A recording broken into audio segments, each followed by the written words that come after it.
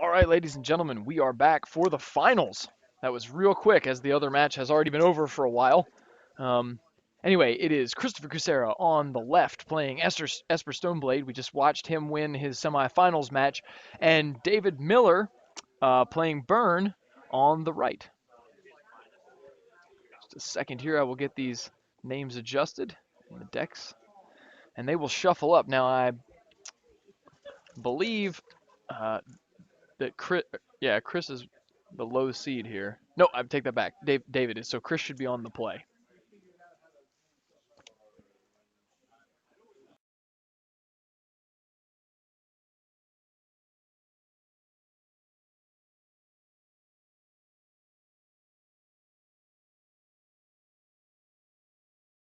Yep, just confirmed that. Yes, David is the 8 seed, so Chris will be on the play.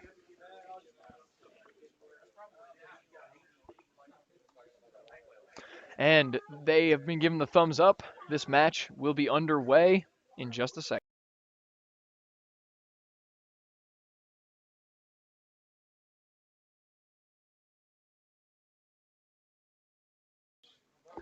All right. So, um, this is a battle of speed primarily. Chris is going to want to aggressively look for hands that contain some combination of Stoneforge Mystic, Force of Will, and potentially some hand disruption like Thoughtseize. He needs to take away David's ability to fight over the creature. Stoneforge Mystic, such that he can buy himself enough time to get a Batterskull or a Jite active. Once Chris can do that, I think the life gain will take over, and David will succumb to that. But that takes a fair amount of work on Chris's part, and that hand I don't think is going to do it. It lacked blue mana. It had the Force of Wills, but not the rest of it. Now David's hand, on the other hand, has one mountain, a lightning bolt, a monastery. Or, I'm sorry, yeah, one mountain, one fetch land, monastery swift spear, handful of good stuff. Yeah, he's that's the kind of hand you want to see. Chris is in for a doozy. Now Chris, fortunately, by playing Esper Stoneblade instead of one of the Deathblade variants, has more basic lands he can fetch, but he has to draw them, um, or he has to draw fetch lands to get them. He can't just willy nilly go looking for all of his non basics, or a card like Price of Progress will just eat his lunch. Um, that hand looks a little more acceptable. A card like Jace the Mind Sculptor can, over the long haul, really provide him with advantage. But most likely that is Force of Will fodder and nothing more.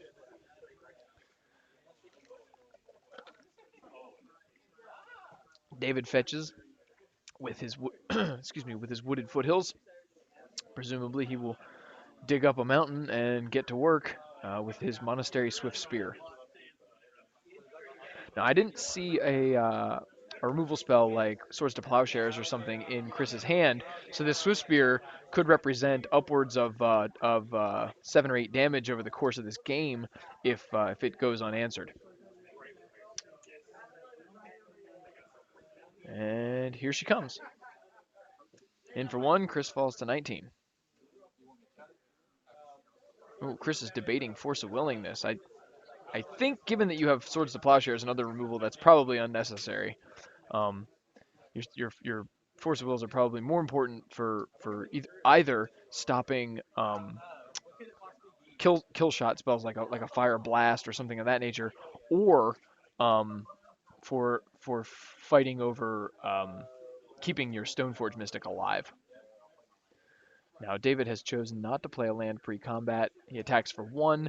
I think we're going to see a suspended Riftbolt here. And David doesn't actually have a second land. Now that I was unaware of. I assumed that his hand had a mountain in it, and I was incorrect.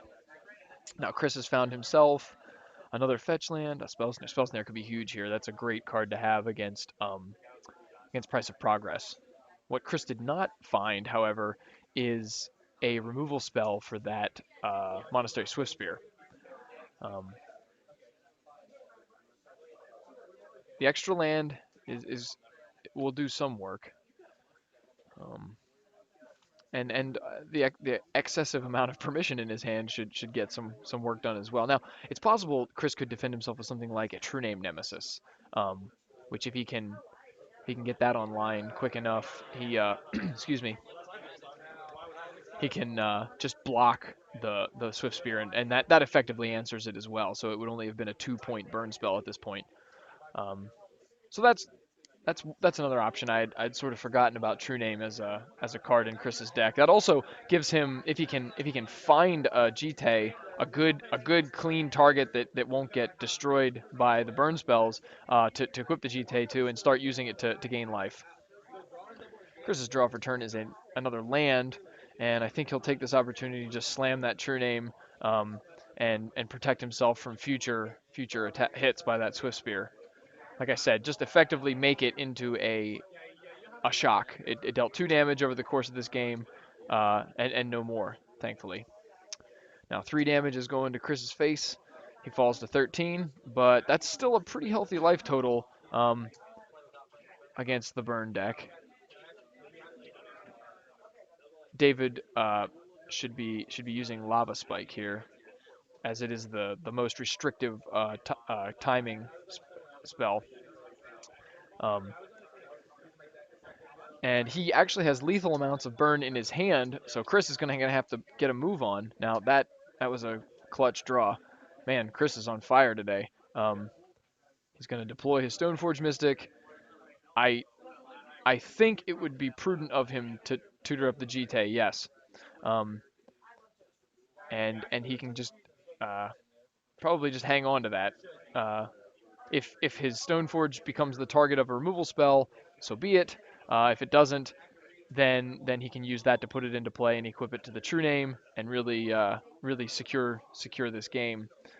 Because burn, especially when they miss land drops this often, just can't keep up with the 4 life gain a turn that the Jite represents.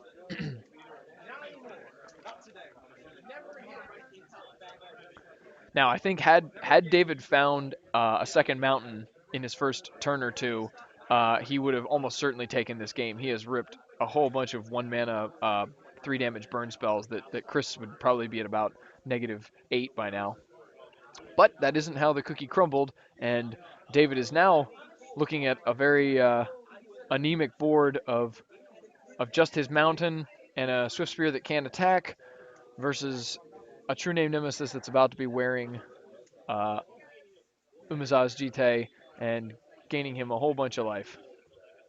Chris opts to just cast the Jite as Burn doesn't typically run any counter spells. Tutors up another Plains, which he will then use to equip the Jite and get to work. Now, it's still possible. Chris can go back up to 10 here if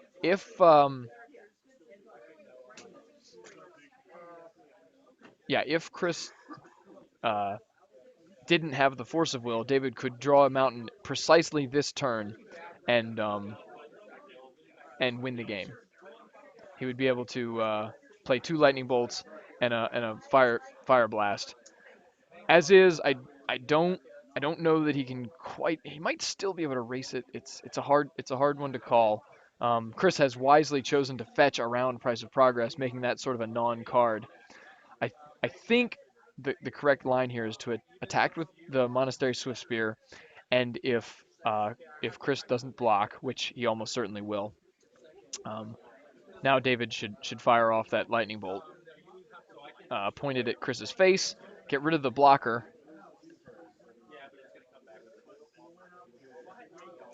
Uh, I don't know about that.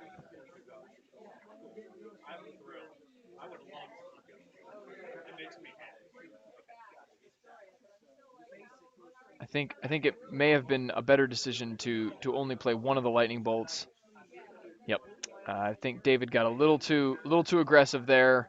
Um, Now he's almost certainly going to lose his advantage, and the Jite will gain Chris back a sufficient amount of life.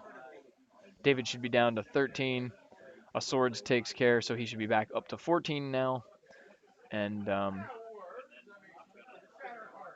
and without any lands, David is pretty much out of this one. Yeah, I think maybe David's sequencing there was a little off. I know David's a little newer to Legacy, and that's not quite as obvious a line to take. Um, just suspending the Rift Bolt and firing off one of the Lightning Bolts, and then the following turn use that flurry of removal or of spells to try and finish the game. Looks like David's chosen to bring in quite a few cards. We'll have a look at his sideboard and see just what he has as options. He has 2 Ensnaring Bridges, 2 Destructive Revelries, 2 Exquisite Firecrafts, 1 Pyroblast, 1 Elemental Blast, 1 Volcanic Fallout, 1 Relic of Progenitus, 1 Pyrostatic Pillar, 1 Pithing Needle, 1 Antarcus Command, 1 Sulfuric Vortex, and 1 Searing Blaze. The Ensnaring Bridges are no good here. The Destructive Revelries are obviously, for very obvious reasons, important to answer those GT and Batterskull threats. The Exquisite Firecrafts are probably decent as they get around counterspells. The thing is, the Stoneblade decks aren't really counter-heavy decks. They're not trying to counter your spells. They're more trying to use them to fight combo, and then they control the game through use of True Name Nemesis and equipment. But they're still serviceable. Pyroblast and Elemental Blast are actually not that good. I see David's looking at them right now. They're not actually very good in this matchup. Chris isn't overloaded on blue spells. But he might bring them anyway. We'll see. Um, Volcanic Fallout is not very good. It actually can kill a True Name Nemesis because it has the clause that damage cannot be prevented, I believe, which is how the True Name would survive most effects like that. But I think that's a little too narrow and not exactly what you want to do. Pyrostatic Pillar is just a 5th Eidolon of the Great Revel. I think that's more of a concession to beating Storm. This probably isn't the matchup for it. Pithing Needle is defendable. Like you could make an argument for using it, but I don't know that it's exactly what you want. Atarka's Command is probably fine. It's a pump spell for his creatures and a way to prevent life gain. Um, Sulfuric Vortex, if you can get it resolved, is probably great against this deck as it prevents life gain over the long haul and is a clock that they probably aren't quite equipped to deal with. And the final Searing Blaze is also one that you might consider bringing in, but I feel like ultimately is not worth it. Um, you'd much rather have burn spells that are live all the time and not just when Chris has a creature.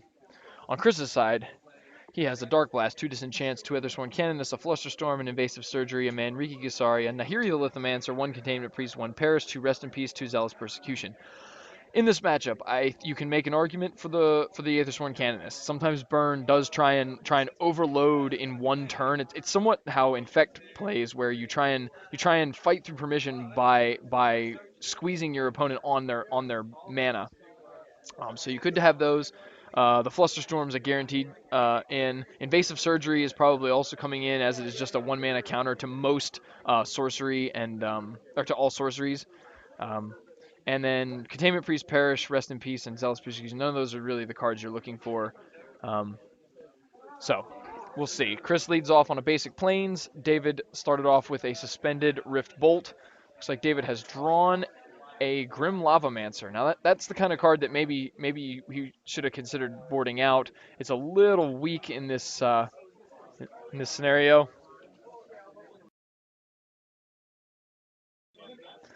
Um,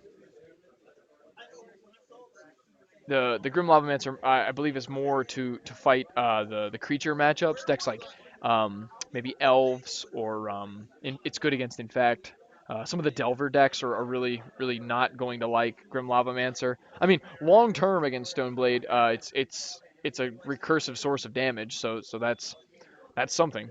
Um, but it's not sort of the end all be all.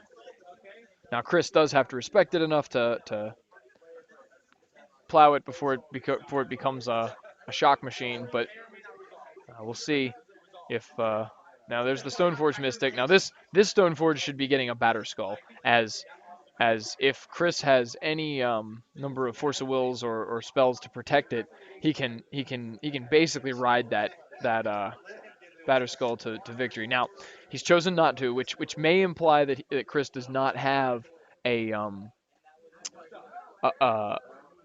a force of will. It may also imply that Chris already has something like the True Name Nemesis to put that GT on, and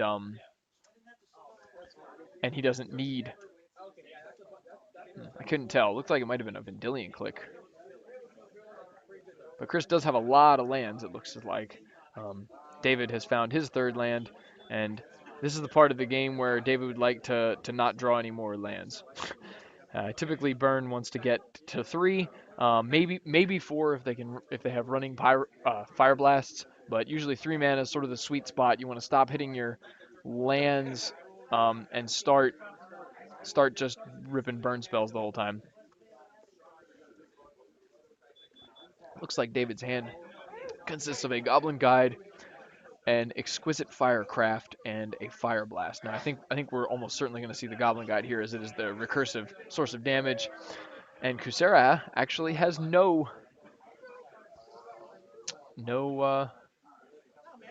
counter spells. So Chris falls to 12. We know he's drawing a Thoughtseize, which is not the ideal card to have in this scenario.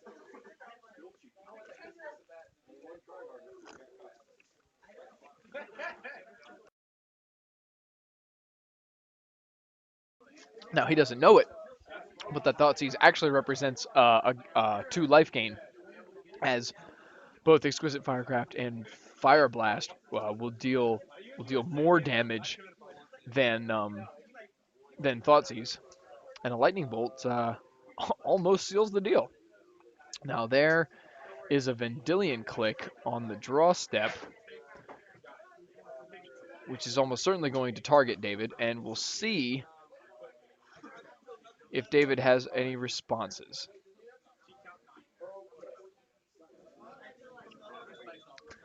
This is a tough spot for David to be in, as if he draws, or if he fires off any spells, Chris will almost certainly leave him with the remaining ones. And if he doesn't, then Chris is going to basically get to take a Lightning Bolt for free. Like, there's no real way around that. And the GT will next turn come down and start gaining life for Chris. So we'll just have to see what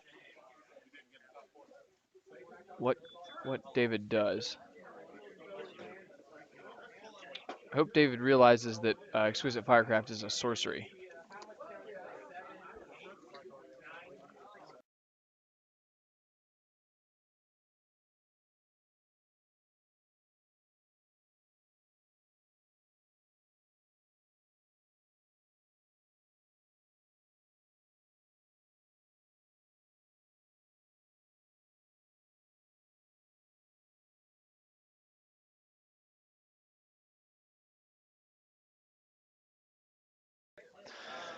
All right, we have some burn spells. Now I think we may have a slight misstep here, as Exquisite Firecraft is not an instant.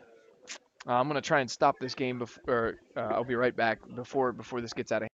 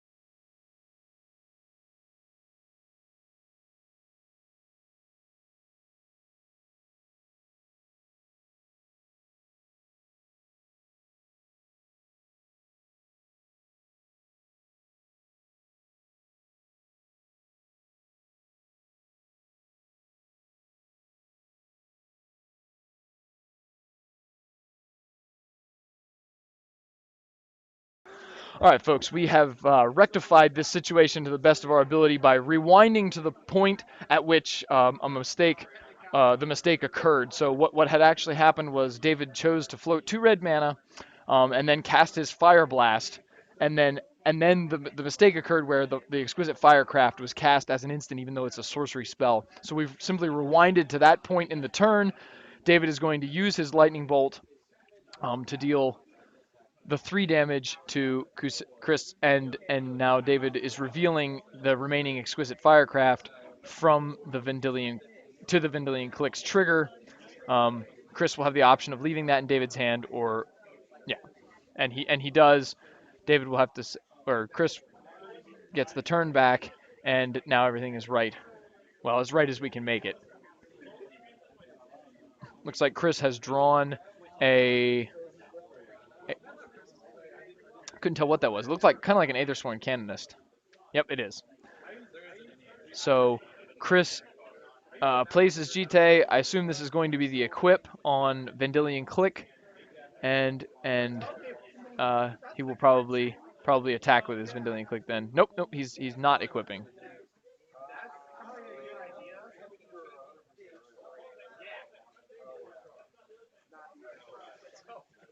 Sure what Chris's hesitation is here.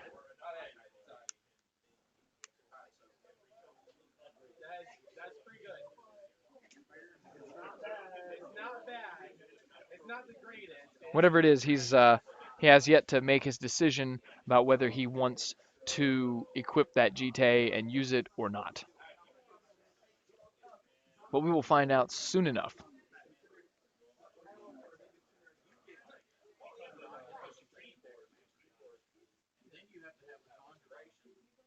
Perhaps Chris is just running the math quickly, deciding which creature it is that he wants to attack with.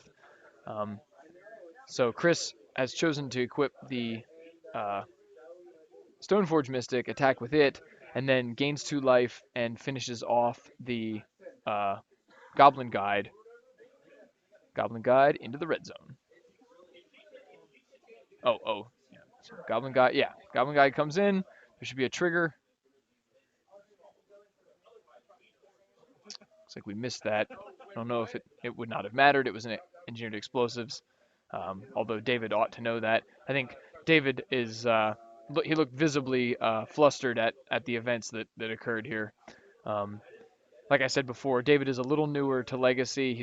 This may only be a second or third event of this caliber, and he just doesn't have the reps in. Anyway, Chris equips the GT again, attacks for 2, and it is back to David to come up with some solutions. So he drew a fetch land, and unfortunately, this is where the GT starts to get away from you. You just can't compete with that. The life gain on that GT. You really just need to find an answer to it, and I think in this case, David probably should have considered fetching his Taiga, as I believe all of his answers are Destructive Revelry, and you need green green mana for that. Chris has found a Brainstorm, which is a good draw. Although I think there's no real reason to force the issue here. Chris will simply continue gaining life with his GT, and probably use his Brainstorm here. Maybe he can find something like a Force of Will. Yeah, he did actually find a Force of Will. So now Chris sort of has all of the bases covered, and it's just a matter of time until he finishes attacking David to death with this Vendilion Click. It's like Chris is going to speed the clock up a little bit with a Lingering Souls. David's draw. He doesn't seem ecstatic. It's a Suspended Rift Bolt. It's also worth noting here that Swords to Plowshares that Chris has found is not only a removal spell, it's also a source of life gain if the need arises. Chris comes in for 5, gets 2 counters on his GT, puts himself back up to 16. and ships the turn back. He can now hard cast a Force of Will if he has to, and I think a little bit of a sequencing error there, although Chris is fine allowing that. I don't think it's as big of an issue. Um, we simply just have too many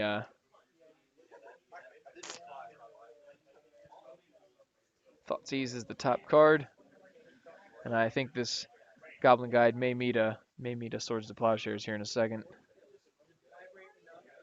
Yep. And David will go back to 9. Chris is going to fetch away that Thoughtseize on the end step. I assume to find an Underground Sea so that he can then flash back his Lingering Souls.